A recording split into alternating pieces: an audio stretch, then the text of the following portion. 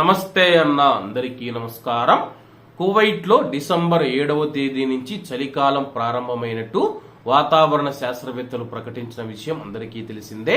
అలాగే నిన్న సోమవారం పగటిపూట కొద్దిగా వాతావరణం వేడిగా ఉందని చెప్పేసి, అలాగే ఈ రోజు నుంచి చలిగాలులు ప్రారంభమవుతాయి, చలి ఎక్కువగా ఉంటుందని చెప్పేసి వాతావరణ శాస్త్రవేత్త ఈసా రంజాన్ గారు పేర్కొన్నారు.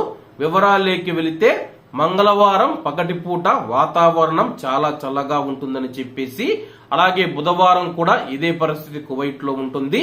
ముఖ్యంగా రాత్రిపూట ఉష్ణోగ్రతలు పడిపోతాయని చెప్పేసి ఎడారి ప్రాంతాలు కానీ కువైట్ బహిరంగ ప్రదేశాలు, కువైట్ దేశం సరిహద్దులు ఏవైతే ఉన్నాయో ఎడారి ప్రాంతాలు, ఆ యొక్క ప్రాంతాలలో ఉష్ణోగ్రతలు మరింత తగ్గుతాయని చెప్పేసి ఆయన వెల్లడించారు. అలాగే కువైట్ లో వాయువ్య గాలుల కారణంగా ఉష్ణోగ్రతలు తగ్గుముఖం పట్టాయని చెప్పి శనివారం రాత్రి నుంచి పెద్ద చలిగాలులు ప్రారంభమయ్యి ఆదివారం మరియు సోమవారం వరకు కొనసాగుతాయని చెప్పేసి, ఇది చలి ధ్రువ అధిక ప్రభావంతో ఉంటుందని చెప్పేసి ఆయన వివరించారు.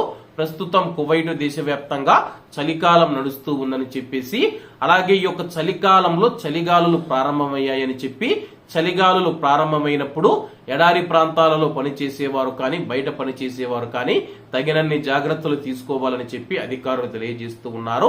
ఇక్కడ ముఖ్యమైన విషయం ఏంటంటే, చాలా మంది బయట పనిచేస్తూ ఉన్నప్పుడు చేతికి గ్లౌజులు కానీ తలకు టోపీ గాని అలాగే స్వెటర్ ధరించాలని చెప్పేసి తగినన్ని జాగ్రత్తలు తీసుకోవాలని చెప్పి అధికారులు తెలుపుతూ ఉన్నారు.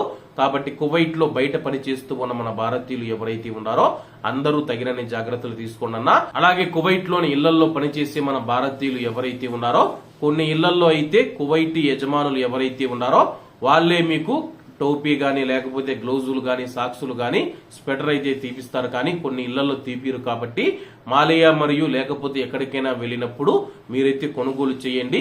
ఎందుకంటే మన ఆరోగ్యాన్ని మనమే కాపాడుకోవాలి. కాబట్టి అందరూ ఆరోగ్యం పైన దృష్టి పెట్టాలని మరీ కోరుకుంటూ, అందరూ బాగుండాలి, ఎందులో మనం ఉండాలి. అందరికీ నమస్తే అన్న.